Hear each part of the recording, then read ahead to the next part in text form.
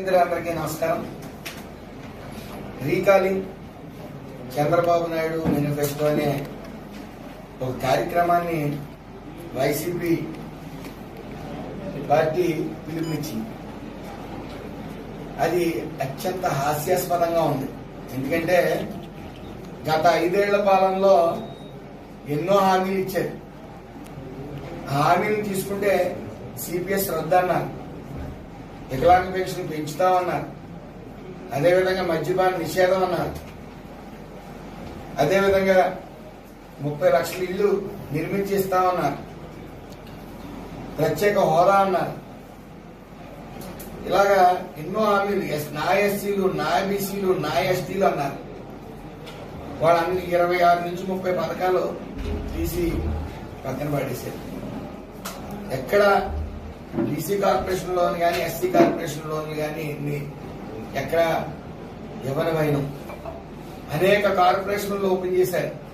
Settipalli corporation అన్నారు, Goud corporation అన్నారు, ఇలా రకరకాల కార్పొరేషన్లు ఓపెన్ చేసి రాజకీయ నిరుద్యోగులకి ఉద్యోగాలు మాత్రమే ఇచ్చారు. ఎక్కడ కూడా ₹1 నిధి వేసిన వైనం లేదు.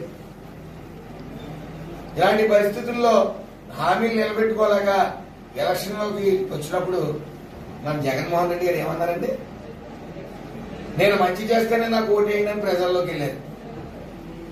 అలాగే వైనాట్ 175 అని కూడా అన్నారు. మరి ఏమైందంటే ఎక్కడా కూడా ప్రజలు విశ్వసించలేదు. ఎలా విశ్వసించలేదంటే ఒక్కొక్క కాన్స్టిట్యున్సీ 25,000 నుంచి 96,000 మెజార్టీ మధ్యలో ఉంది. ఎక్కడ కూడా 40,000, 50,000 మెజార్టీలే. అంటే జనం ఎంత దారుణంగా చేదరించుకున్నారండి వాళ్ళని. అయినా బుద్ధి రాకుండా మరి ప్రోగ్రాం పెడుతున్నారంటే ఎంత హాస్యాస్పదం. వాళ్ళు ఎలాగా చేయలేదు, మేం చేసి చెప్పాల్సి వస్తే ఒక్కొక్కటిగా రాష్ట్ర ఆర్థిక అభివృద్ధిని సర్వనాశనం చేశారు. ఎంత దారుణం అంటే ఇక్కడ ఉన్న ఫ్యాక్టరీస్ ని, అమర్ రాజా, కియా, జాకీ లాంటి ఫ్యాక్టరీని ఎక్స్పాన్షన్ కూడా చేయనివ్వకుండా కేవలం కమిషన్ల కోసం తరిమి కొట్టారు. అలా వాళ్ళు హైయెస్ట్ ట్యాక్స్ పేయర్స్. మరి అలాంటి వాళ్ళని తరిమి కొట్టడమే కాకుండా సైకో పాలన. మరి ఆ పాలనకు స్వస్తి పలికి 11 సీట్లు పరిమితం చేసినా సరే బుద్ధి లేకుండా మళ్ళీ అవసరం లేని ప్రోగ్రామ్స్ పెట్టి ఇంకా చీకొట్టుకుంటా ఉన్నారు. ఈ తీరు ఎలా ఉందంటే నూతులో కప్పల్ టైప్ ఉంది. బ్యాక్ మన అరుస్తూ ఉన్నారు. అది రీసౌండ్లకి వాటికి ఇదే ప్రపంచం.